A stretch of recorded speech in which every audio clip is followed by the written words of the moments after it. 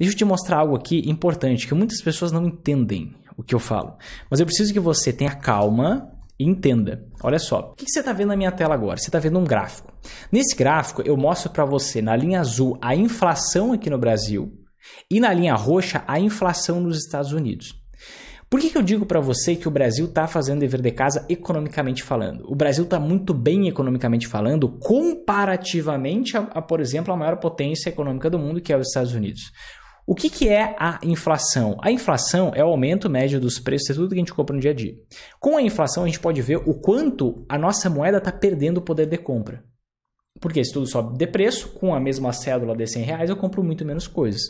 Então, a inflação ela mede a instabilidade de um país. Quanto mais inflação, mais instável. E aí o que a gente vê acontecendo? Em períodos como, por exemplo, 2002, 2003, a gente viu um absurdo acontecendo no país. A nossa inflação aqui no Brasil chegou a 17% ao ano, sendo que a inflação nos Estados Unidos estava em 3% ao ano. Talvez se salve, talvez não, mas a inflação americana impacta na inflação no Brasil. Então você tinha um diferencial da inflação aqui de 14%. Um outro período da história, você pode ver aqui, por exemplo, em 2009, os Estados Unidos estavam com uma deflação de 2%, inflação negativa, e aqui no Brasil a gente estava com 4% de inflação, uma diferença de 6%. Aqui em 2015, 2016, onde a gente teve um desastre na economia, a gente viu a inflação a 10% ao ano, quase 11%, no Brasil, e nos Estados Unidos a inflação estava em 0%. Então você tem um diferencial de 10%. Isso aqui significa o quê? O país está ferrado economicamente. Hoje, a gente vê a inflação no Brasil nem 3% acima da inflação nos Estados Unidos. Então isso, e olha, a gente vem num momento em que essa banda está muito curtinha, ou seja, a inflação no Brasil sempre vai ser maior que a inflação americana. Exceto se os Estados Unidos virarem um país economicamente mais instável que o Brasil, o que é difícil de crer, pelo menos enquanto eu estiver vivo.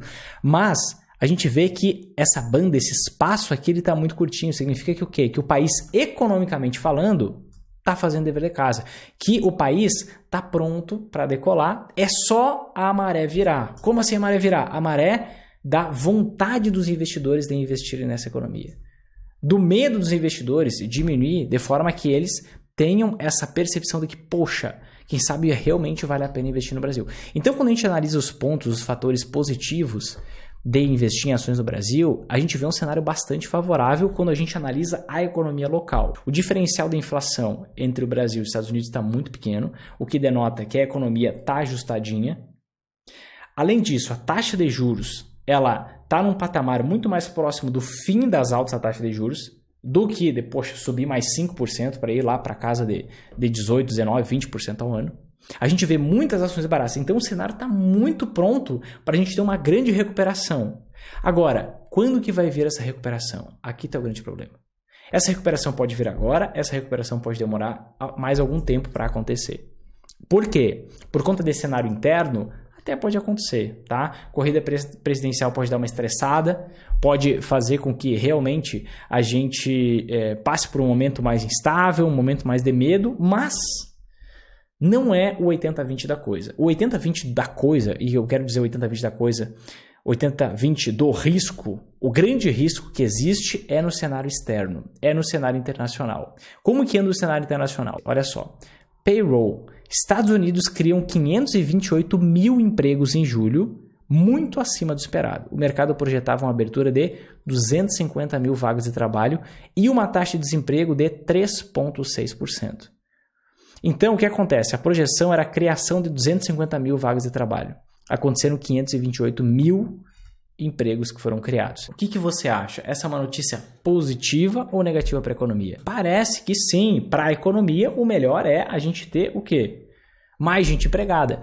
Só que como nos Estados Unidos a inflação está em nível recorde desde a década de 80, o que significa uma inflação em nível recorde? Significa que os preços estão subindo. Se a gente tem muito mais gente empregada, a gente tem muito mais gente com dinheiro no bolso. Se a gente tem muito mais gente com dinheiro no bolso, a gente tem muito mais gente consumindo, querendo comprar. Por que a inflação está alta? Porque existe um choque entre oferta e demanda. Desde 2020 isso acontece. Então o que aconteceu? Existe muita procura, muita demanda por comprar alguns determinados itens, alguns determinados bens. E a oferta, a produção não está tão grande. Se tem muita gente querendo comprar o mesmo apartamento, quanto aquele apartamento vale? Cada vez mais. Tudo na vida é um leilão, gente. Repito, tudo na vida, na economia é um leilão.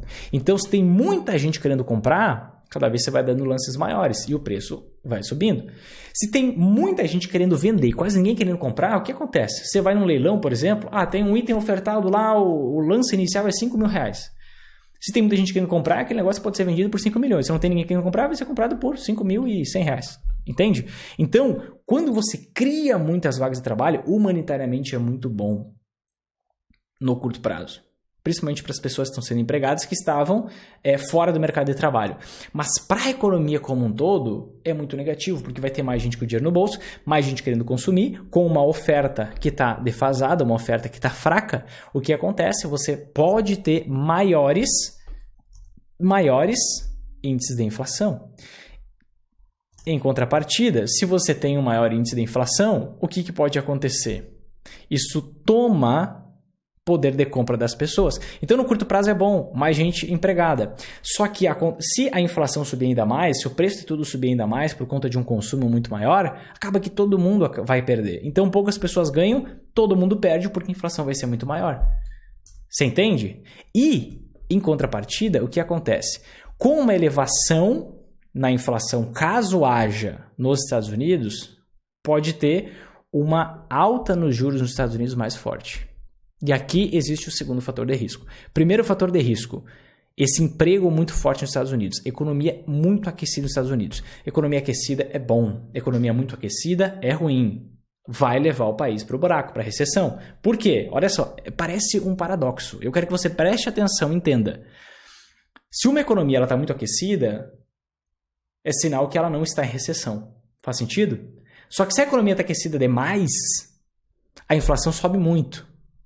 E o país tem que elevar muito a taxa de juros. Por que ele vai elevar a taxa de juros? Que aqui é a nossa taxa Selic, lá é a Fed Funds Rate, lá nos Estados Unidos. Vai elevar os juros para as pessoas pararem de pegar empréstimo, para o custo da dívida das pessoas, das empresas aumentar, e as pessoas param de comprar tanto. E se as pessoas param de comprar tanto, equilibra oferta e demanda, e os preços voltam a ceder, ou pelo menos aceleram numa velocidade menos prejudicial para a economia, numa velocidade mais pacata. Então, o que acontece? Um crescimento exuberante gera uma recessão devastadora.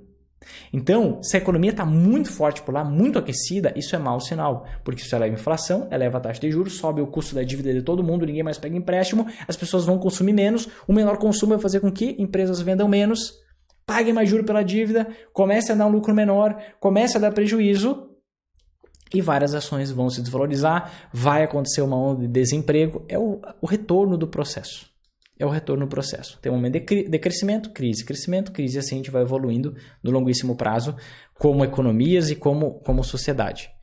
Então, um aumento no emprego muito forte leva a esse tipo de manchete aqui. O relatório do emprego nos Estados Unidos surpreende e reforça a visão de alta de juros mais forte pelo Fed, que é o Banco Central americano.